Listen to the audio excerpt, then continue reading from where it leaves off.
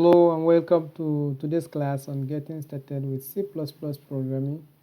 In today's class, we'll be looking at how to use while loop. While loop is one of the control statements we have in C++ programming. So to make the class easy for us to follow and to easily grab the understanding, I've created a slide here for simple explanation. So for me, I think a simple statement for or simple definition to while loop is that we have is a two-stage instructions. So meaning that we have a particular condition that must be satisfied before an instruction can be executed. So if we look at this flow chart, we are starting from this starting point and we have a condition A, which is an action A.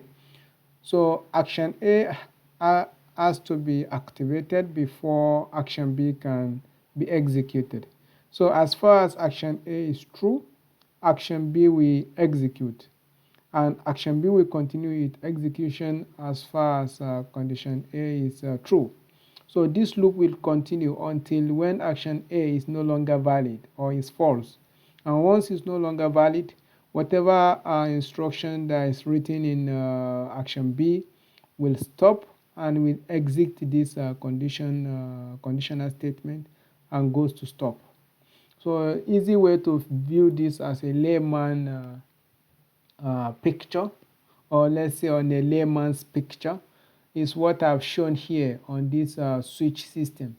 So don't really pay attention to the standard that is adopted into this switch system.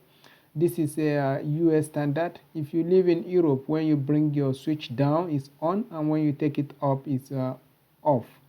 However, regardless of which standard is adopted, let's just put this switch into consideration. So you can see that when the switch is on state, the light is on, and when it goes to off, the light is off. So it will remain there, whatever state we put it, either be it on, it will be, it's a while loop. So a particular action is executed, and then that condition will remain there until when it's no longer true. So when it is off, it will be off, and when it is on, it will be on. So when it is off, it will remain there until it goes off. So this is a simple way to view this while loop instruction. But how do we see it by writing code for it? So let's go now to Visual Studio and I will show you. Moving on to Visual Studio, I open up Visual Studio. So usually when you open up your Visual Studio, as we always do in our classes, you need to add your header files, or the header files should be added. So let's say we start from here, hash include iostream, hash include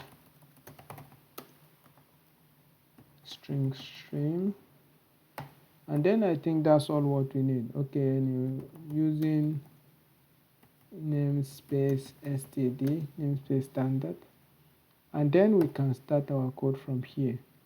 So usually what I like to do is I would like to, on our console application, I would like to see out to display what we're actually doing. So we are writing a while loop code. Yeah, which is good. So this, when you debug your code, it will first show you this, it will first display this one, and then we want to write our code. So let's say int, let's give a particular number, int number equals to, let's say, maybe 15, and then terminate, and then let's write a condition for it. While loop, while number is less than, or while number is less than, let's say while number is less than, let's say or let's say it's greater than 5. So we start above 5. we start querying the instruction above 5. So always see in number, so you put number of your choice, and as far as the number is not less than 5, you start executing your code. So let's say cout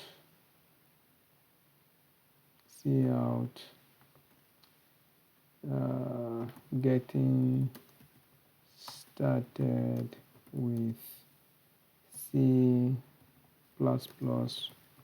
programming on while loop. Yeah, good. Yeah, and then end line. Yeah. So anyway, if you like to put space, depending on what you want, you can just come down here. If you don't want it, you want it to be very neat, so cout, just do like this and give space, and then get a new line and then go out. Yeah, this is okay. But for us to see our window, I will not like, let me quickly add this one, system pause. Yeah, so pause. It should pause the window, console window, so we can see clearly what is happening. So as usual, so first come here under build, clean up your code. After cleaning up the code, go back to build, still cleaning, go back to build, click on build code.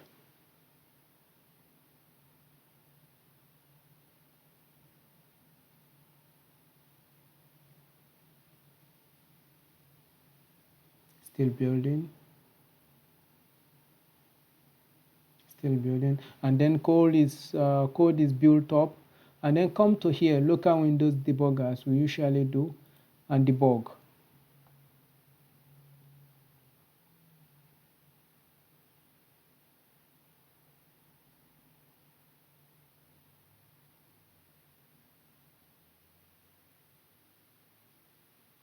It may take a while, still debugging.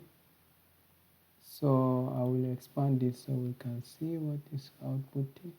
So here you see it will first display what we are actually doing. So we are writing a while loop code. So if I put, we said all our number must be above 5. So let me put 6. Getting started with C++ programming on while loop. I'll put 7. Getting started with C++ programming on while loop. 8, same thing. 9, same thing. 10, same thing. 11, same thing. 12, same thing. 13, same thing. So let's raise it up.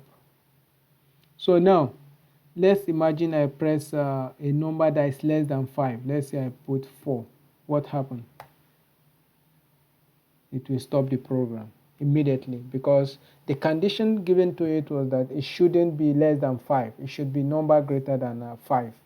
And now I already put a number that is less than 5, and you can see now we have, when it was 6 is greater than 7, greater than 9, greater than, but immediately we come to 4. It says getting started with C++ programming while loop, but now it stops, and then it says you should press any other key. So immediately you press any other key, it will exit this code. So as simple as it is, this is all the code you needed to write a while loop instruction. You can, depending on how you understand this concept, you can apply it to whatever things you like. You can apply it to embedded system, depending on what you like, depending on what you wanted to do. You may not be just bringing out number, it may be just trying to search a particular thing out of lot of things. Also, just give a while loop for it, and then it will continue to loop for the condition you gave it. So this is the target of today's class.